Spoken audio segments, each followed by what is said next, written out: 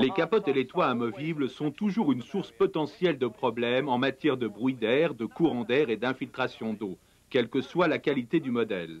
Les ingénieurs Rover ont donc apporté un soin tout particulier à l'élaboration de la capote de MGF. Mais cependant, des problèmes peuvent toujours apparaître. Par exemple, une mauvaise manipulation lors de l'ouverture ou la fermeture de la capote peut entraîner la déformation de l'armature ou le déplacement des joints.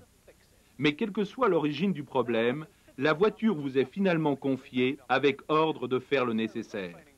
On peut procéder à toute une série de réglages sur la MGF. Et à travers ce programme de formation, nous vous aiderons à discerner les failles et à y remédier. Nous commencerons par vous montrer les caractéristiques d'une capote vitre de porte correctement réglée. Ce joint qui longe le montant de pare-brise et le rail supérieur de pare-brise doivent être parfaitement positionnés aux angles. Si elle est déformée, il s'ensuivra une mauvaise étanchéité, soit avec la capote, soit avec la vitre de porte. Le joint latéral de capote doit buter contre le joint supérieur de pare-brise lorsque la capote est fermée, sans toutefois le déformer. Et bien sûr, les joints doivent être correctement positionnés dans leur profilé, et ceci sur toute la longueur. Le support du rétroviseur doit être parallèle au montant du pare-brise, et à la fois vu de profil et surtout vu de face. Faute de quoi, par exemple, s'il dévie en haut, il maintiendra le haut de la vitre à l'écart du joint du montant de pare-brise et du joint latéral de capote. Correctement positionné, il devrait exercer une légère pression sur toute la longueur du joint du montant de pare-brise. Cette pression se manifeste par un renflement qui apparaît dans le caoutchouc lorsque la porte est fermée. Il sera de la même taille sur toute la longueur si la position du support de rétroviseur est correcte. Et maintenant, parlons de la vitre proprement dite. Lorsque la vitre est complètement remontée, plusieurs vérifications s'imposent. Tout d'abord, elle doit être parallèle au montant de pare-brise et il doit y avoir un écartement constant de 7 à 8 mm entre celle-ci et la face arrière du montant sur toute sa hauteur. Et bien entendu, l'angle d'inclinaison de la vitre doit être correct pour qu'elle se plaque uniformément sur le joint du montant de pare-brise, sur le joint latéral de capote et sur le joint du pied milieu. La hauteur de la vitre a également son importance. Elle doit exercer une pression contre cette partie souple du joint.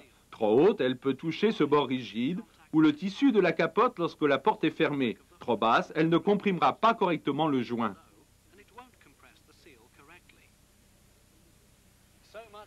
Assez parlé de ce à quoi il devrait ressembler. Vous voulez savoir quoi faire s'il y a un problème et que vous avez reçu l'ordre d'y remédier.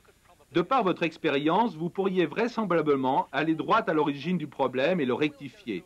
Mais pour ce programme de formation, nous passerons tout en revue et surtout, nous le ferons dans un ordre voulu. Vérifiez tout d'abord l'ajustement de la porte.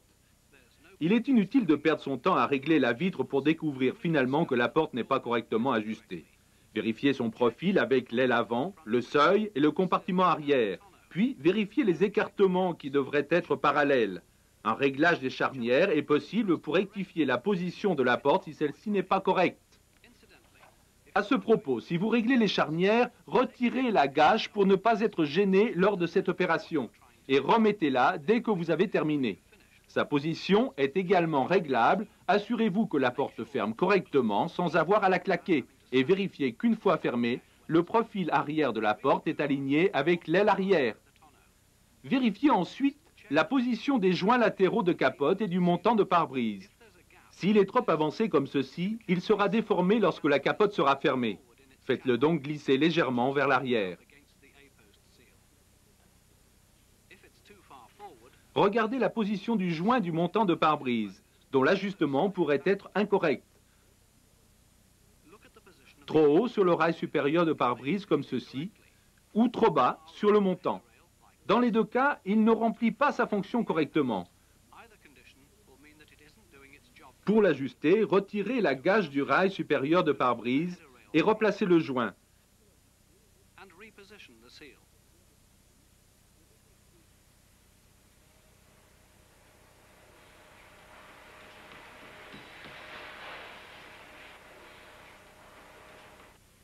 Fermez la capote en bloquant le loquet de l'autre côté. Puis, appuyez dessus et regardez si les joints sont maintenant correctement alignés. Si tout va bien, remontez la gâche. Vérifiez ensuite la position du triangle support de rétroviseur, car comme nous l'avons déjà dit, d'elle dépend la position de la vitre. Pour la modifier, enlevez la garniture de porte et le haut-parleur pour avoir accès au dispositif de réglage. Desserrez ces deux fixations et ce contre-écrou sur le dispositif de réglage inférieur. Dévissez maintenant le dispositif de réglage jusqu'à ce que son extrémité interne soit au même niveau que l'écrou dans lequel il est vissé. Vous ne pouvez pas le voir, mais vous pouvez facilement le sentir au toucher. Poussez alors le support du rétroviseur vers le bas et tirez-le vers l'intérieur aussi loin que possible. Maintenez-le dans cette position pendant que vous serrez les fixations supérieures et le contre-écrou de réglage. Avant de continuer, relevez la vitre de porte et vérifiez qu'elle remonte régulièrement jusqu'en haut. Fermez ensuite la porte et voyez si la vitre ferme à présent hermétiquement. Il se pourrait bien que le réglage que vous venez d'effectuer a résolu le problème. Dans le cas contraire, vous devez régler la position de la vitre elle-même. La hauteur est-elle correcte? Est-elle parallèle au montant de pare-brise? Et l'écartement est-il bon? Dans la négative, décollez avec soin la feuille plastique de protection pour accéder au dispositif de réglage. Si la vitre est parallèle, mais que la hauteur n'est pas la bonne, abaissez-la et desserrez ces deux dispositifs de réglage. Ils servent de butée de hauteur. Relevez ensuite la vitre à la hauteur désirée et resserrez-les. Au fait, n'oubliez jamais que tous les réglages s'effectuent sur la remontée de la vitre pour annuler tout jeu dans le mécanisme. Abaissez la vitre et relevez-la pour vérifier que vous avez à présent atteint la bonne hauteur. Si la vitre n'est pas parallèle au montant ou si l'écartement est incorrect, la procédure à suivre devient un peu plus élaborée. Desserrez les deux dispositifs de réglage de hauteur, puis abaissez suffisamment la vitre pour accéder à ces deux fixations et desserrez-les.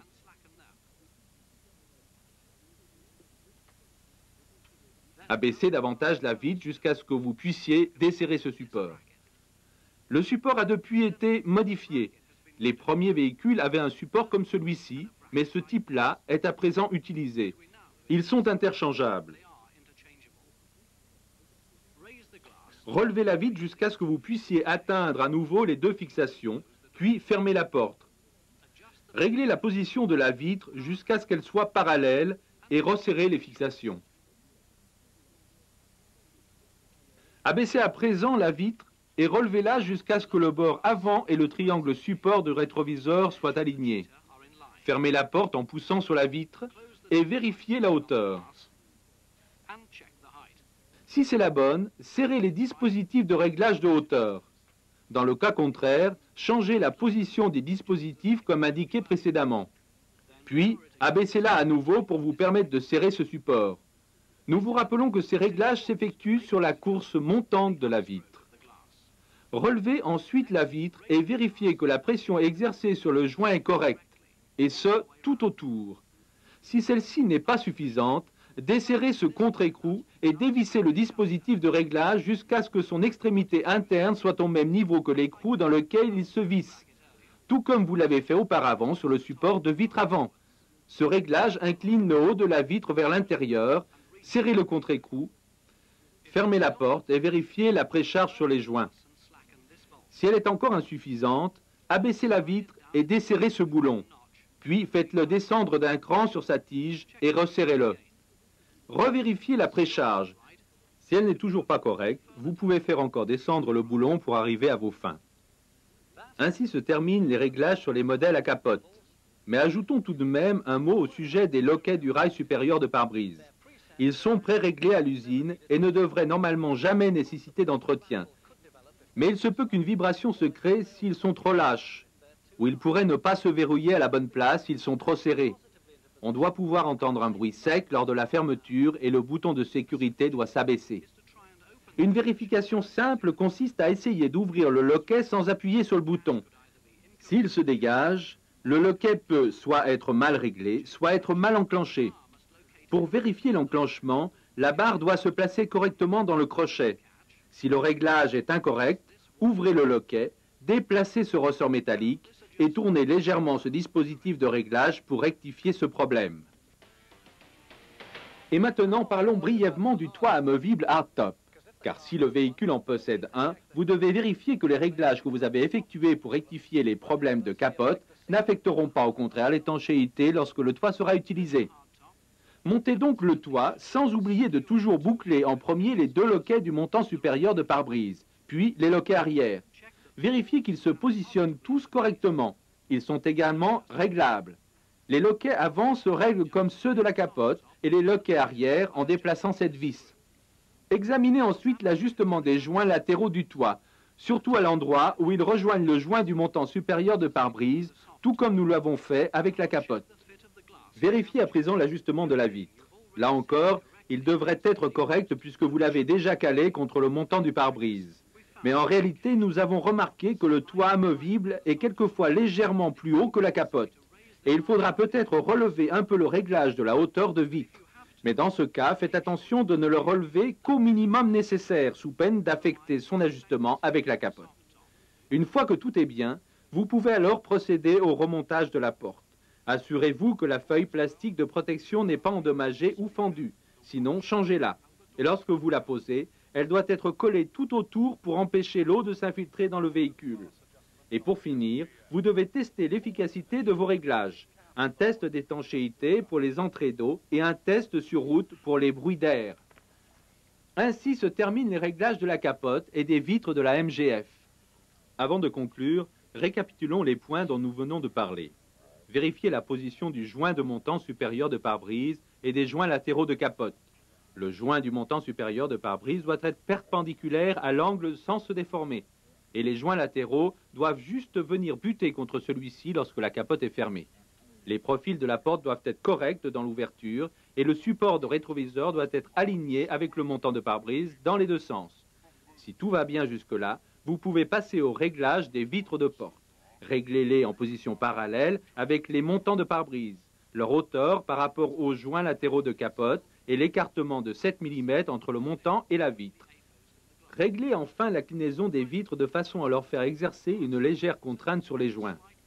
Nous savons tous qu'il est parfois très difficile de localiser l'origine de bruits d'air, de courants d'air ou d'infiltration d'eau. Mais avec un peu d'expérience, et si vous suivez l'enchaînement logique que nous venons de décrire, nous sommes certains que vous y parviendrez.